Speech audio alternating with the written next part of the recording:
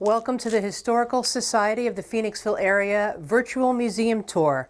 My name is Annie Whedon, and today I am presenting part of our Civil War collection and focusing on a portion of the social history of Phoenixville, what Phoenixville was like during the Civil War in town.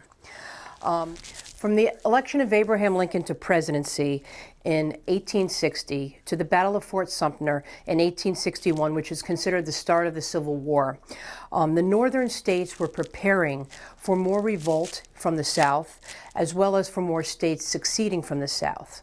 Seceding means that they were indicating that they wanted to not be a part of the Union anymore. Why did they want to succeed from the United States of America? Because they wanted to have economic freedom and they wanted to maintain slavery in all of the institution of slavery in all of the states, so that they could make more money by using free labor to produce all the cotton and corn and all the products of farming and mining and industry that was in the South at that time. The North was preparing for these revolts by having discussions in town councils all across the country, including in Phoenixville, about what was going on. It was decided in the town council chamber in 1861, presided over by N.M. Ellis, that anyone who said that they were okay with any of these southern states succeeding and they didn't want to be a part of any conflict, they were considered traitors and they were considered enemies of the state. So that said, Phoenixville plunged into having to deal with the Civil War right here in our hometown. John Griffin, who was the inventor of the 3-inch ordnance rifle, also known as the Griffin gun, which was a type of cannon that was eventually used in the Civil War and created quite a turning point. We'll talk about that in a little bit. He made a speech indicating that he fully supported anyone from Phoenixville becoming part of the Army, the Union Army, and fighting against the South to maintain the Union. Phoenixville exploded with support and patriotism for the Union. All of a sudden, as if overnight, flags went up in homes. Bunting of red, white, and blue was put outside of banisters and porches. People were in the streets talking about how they supported the Union cause. Men started wearing neckties of red, white, and blue. And women got together to start to make clothing for the men that were taking part in the war. There wasn't any manufacturer who just made uniforms and sent them off. Women actually made them themselves, which was pretty amazing. At times, they would get together and on a piano play the Star-Spangled Banner while everyone sang along. This was a part of everyday life in Phoenixville. Whether you were on the street, walking down the street, waving a flag, or whether you were in a home singing the Star-Spangled Banner, the whole prevalence of support of the cause was full-blown in Phoenixville. The Phoenixville Iron Company was in full support of this as well. They indicated to their workers that any worker who volunteered to become part of the Union cause would automatically get their jobs back when they returned. They would be preferred for their jobs. They wouldn't lose their job. And as a matter of fact, their rent would be made free for their families while they were at war. John Vanderslice, a wealthy man who was a citizen of the town of great prominence, he also said that any of the homes that he owned would go rent-free if a brother or a father or a son joined the Civil War cause on the Union side. On the 26th of May, 1861, the Phoenixville Brass Band was mustered and became part of the 2nd Regiment. The Young Men's Literary Union building was taken over by what was then known as the Ladies' Aid Society. And they sat in their little chairs at their tables, and they created clothing and pulled together food in packages to send to the soldiers. This was a really organized effort that was pretty expansive and pretty admirable. These women had to take care of families in their homes. They had to take care of all the kids, sometimes without their husbands, but yet they came to this building to put together packages to send out to the soldiers of clothing and food. Churches also had a response to this. As one may know, the Ten Commandments, according to Christian tradition, indicates that one of the commandments is thou shalt not kill. So how do you get around that if you're a church-growing man who follows the Ten Commandments, or woman? Well, the pastors of the churches, as well as the priests in the Catholic churches, they began to tell their congregations that it was okay to fight in this war, that they were doing God's duty to fight in this war. At the 28th of November, 1861, William Denethorn was one of the first to pass away in the Civil War. He was in the 1st Reserve and died at Camp Pierpont. Many Phoenixville citizens appeared at this funeral in their support. There was a gun salute that happened at this time, where guns were fired in the air at the actual funeral.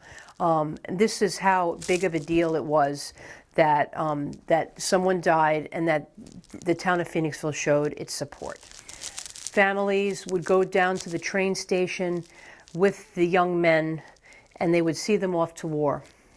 They would wave goodbye, never knowing if they would return. And groups of friends would attend with them.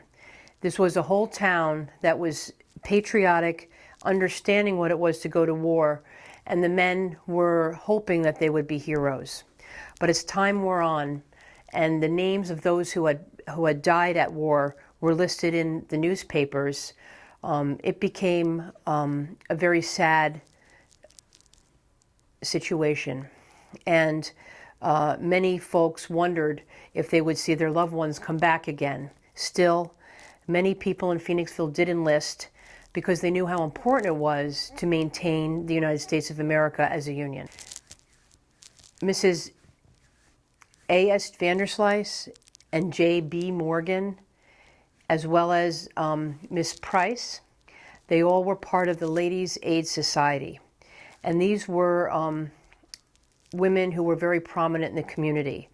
So whether you were prominent in the community or whether you were a poor woman, these women all got together across classes to work together to create clothing and packages for the cause. They were a little bit more somber at this time because they realized how many people were dying, but they still believed in the cause. Probably the most famous man from Phoenixville who participated in the Civil War was Galusha Pennypacker. He was born in 1842 in Valley Forge, and he grew up on a farm on what they called Nuts Road, which is now known as Nut Road in Phoenixville. There was a lot of farmland going that way at the time.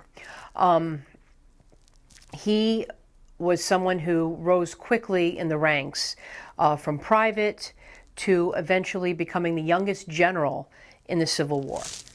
Galusha Pennypacker was commissioned as a major in 1861, but by 1863 he was commissioned by Abraham Lincoln to a brigadier general. He had been in many battles, and he had led his men against the South, the Confederacy, and he had much success, although there was much loss in the battles that he was involved in. He proved to be one of the most intelligent and brave members of the Union cause. This is actually the trunk that Galusha Pennypacker used for his belongings during the Civil War. Galusha Pennypacker was, as I said, the youngest general in the Civil War.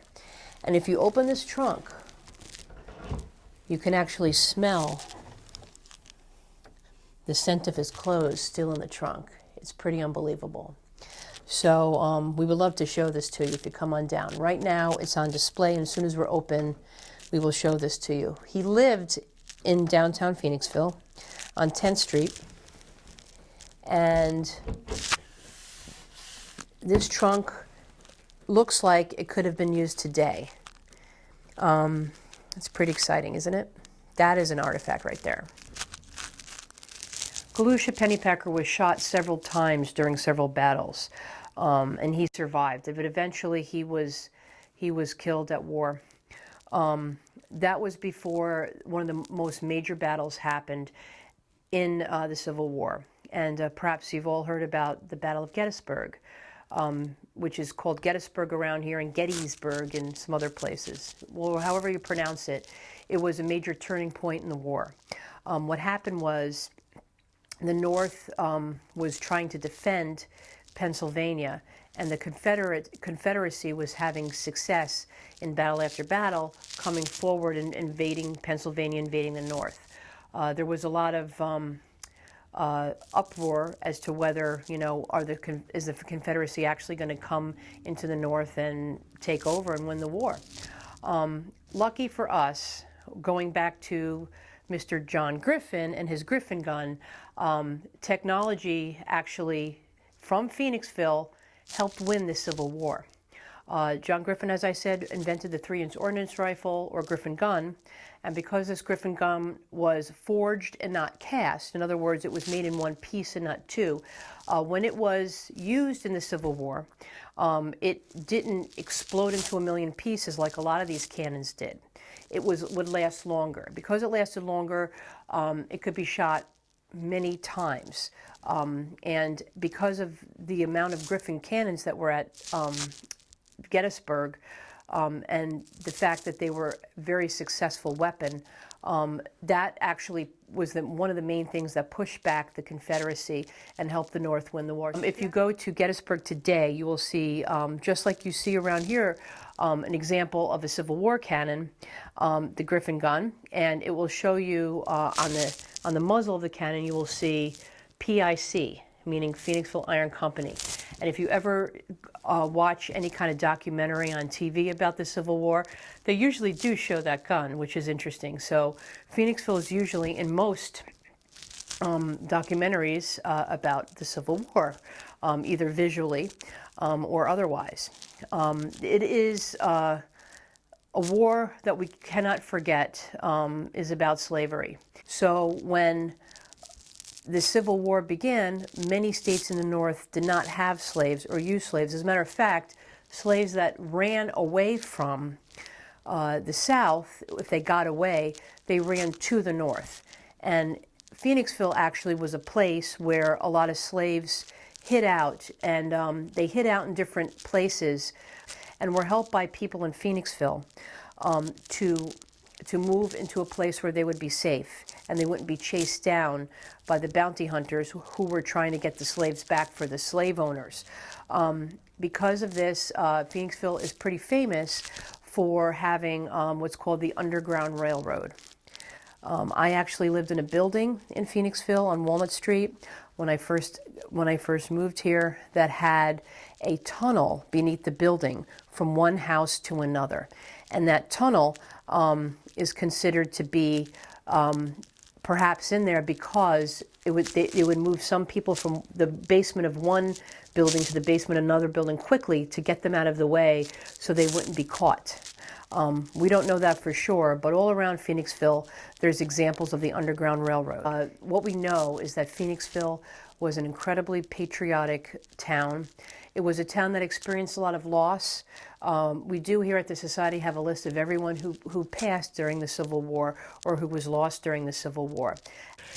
We hope that you have enjoyed this virtual tour of the Historical Society of the Phoenixville Area's museum, and we look forward to teaching you more about our collection. Please come down when we're open to see our collection, and we'll show you all the photos that we have of all the soldiers who took part in the Civil War as well. These soldiers could be part of your family. They could be great-great-grandfathers or great-great-great-grandfathers of yours. So come on down and see if actually one of your family members has been a part of this. Thank you so much.